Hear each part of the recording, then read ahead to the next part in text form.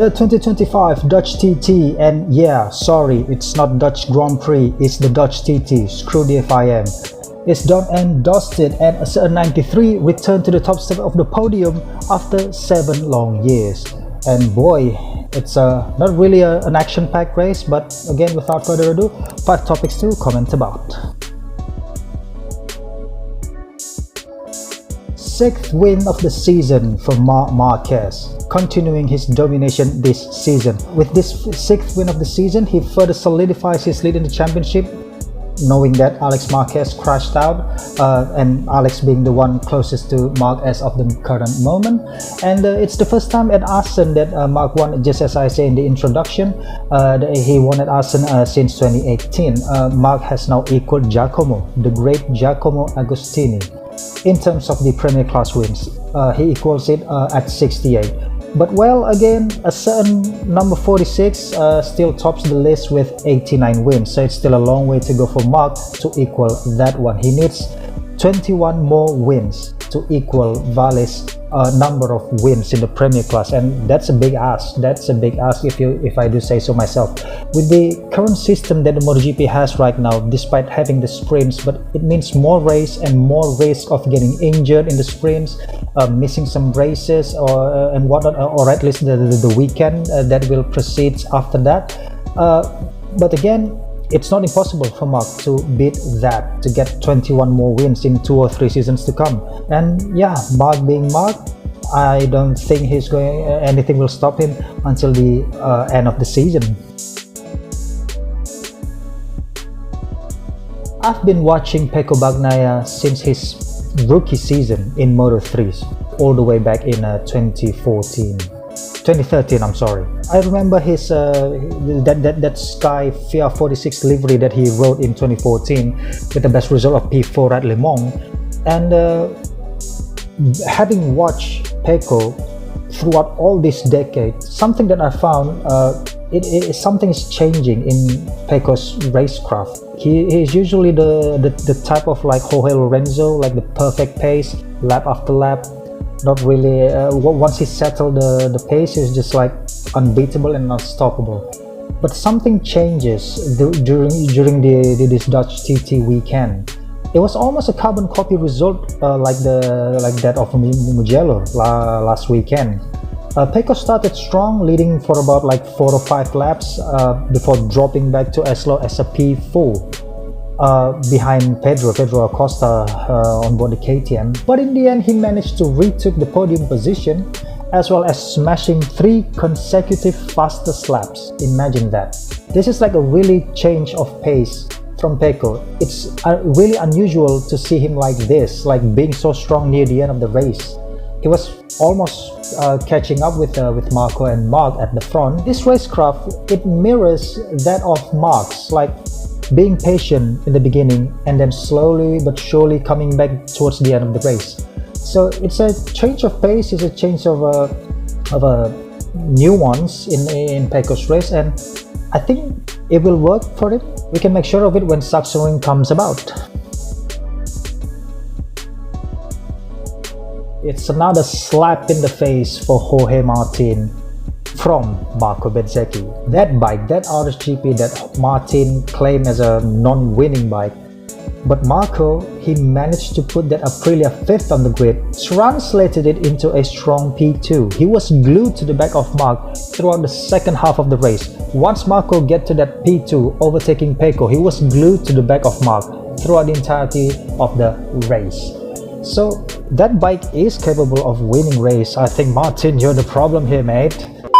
Judging by his social media, Jorge Martin's social media, he was like slowly but surely coming back to fitness, you know, starting to cycle here and there. But yeah, I don't know. I just don't want to hear anything about that guy anymore.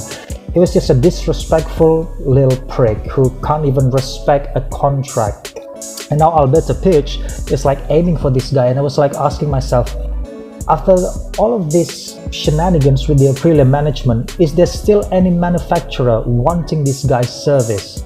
It's just beyond me. I was genuinely flabbergasted by the fact that Honda desires Martin's service. he can't even respect any contract. He broke a contract with KTM in the end of 2020 just so he can go to Ducati for 2021 and make his debut in the Premier class, and then now he broke his contract with Aprilia.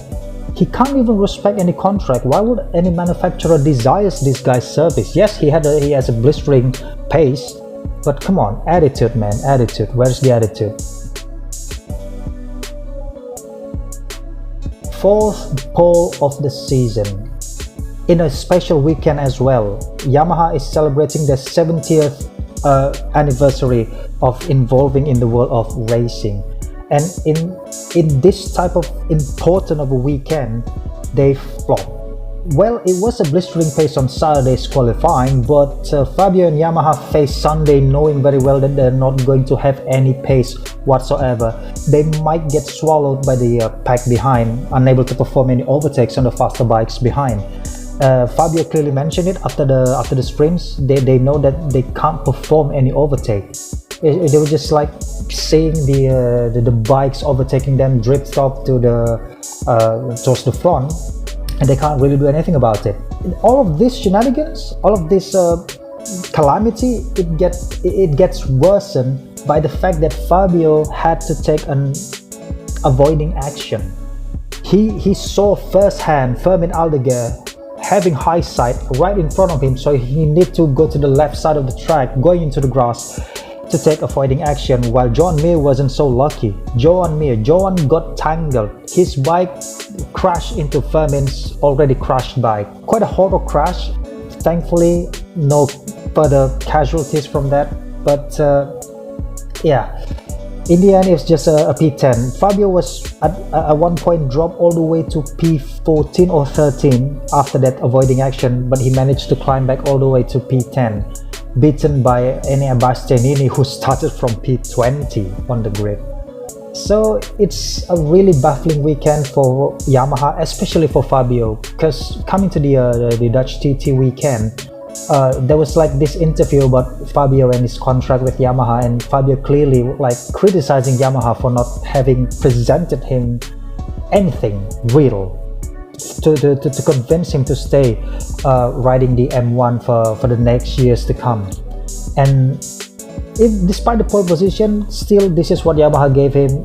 It's just really not convincing. I really hope Fabio would consider moving to Ducati. I really would like to see how Fabio will going to ride that Ducati. It's going to be really, really interesting.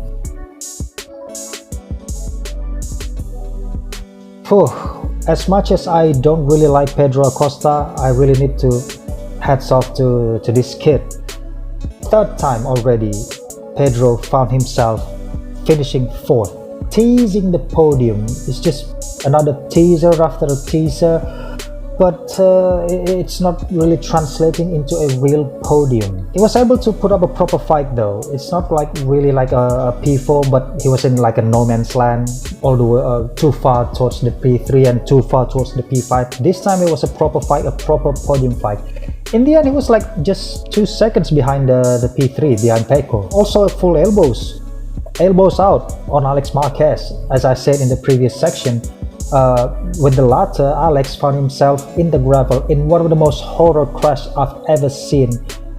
It was like a really fast straight line. Alex's front brake lever got tangled. It was a slight contact with Pedro's like left thigh. So it was like a really going to the acceleration after the third corner, and then going to that straight, and that happens with the acceleration, all those powers coming in, and the front brake lever got touched, and down goes Alex. It was horrible. It was horror. And yeah, it's understandable that Alex sustained an injury, a left hand injury right after that crash, and thankfully he wasn't collected by the packs behind, knowing that it's a straight line speed. But again, Pedro Acosta, kudos to him, hats off to him. Really looking forward to see what he can do, what he's capable of at Sachsenring. And yeah, I think that's it that I can comment about for today. Make sure to leave your thoughts in the comment section below, and maybe we might have a bit of a civilized discussion. Like and subscribe for more, and until we meet again.